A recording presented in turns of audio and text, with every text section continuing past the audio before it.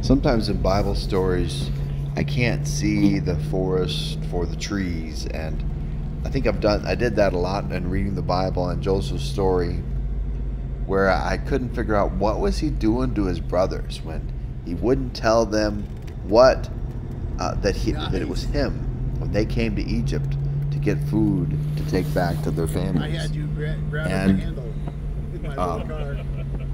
if you put it in perspective, you can think about the fact that he didn't know if his younger brother would be safe with them, and this was a way to test them. And so I've heard a couple people say that now, and it seems to make some sense. And he had plenty of opportunity to be spiteful, to take revenge, if that's what he was trying to do. And I don't think that's what he was trying to do. And this book, Hand of God by Allistair Begg, helps me to think about the perspective that Joseph's dad had spoke to God. Joseph's dad had set the example of looking to the Lord, and that he was able to talk through these things and think about Laban, and maybe he was a young child when they left his grandfather there and departed and went off on their own.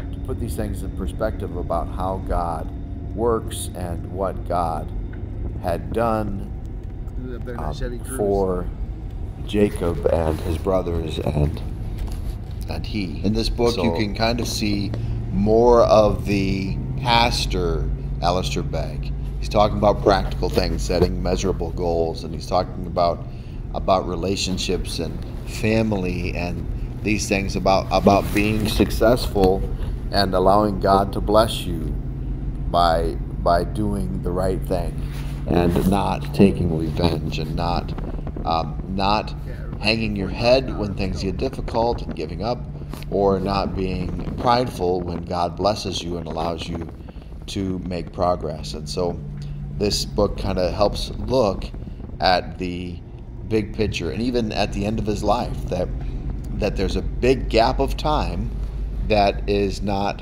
covered.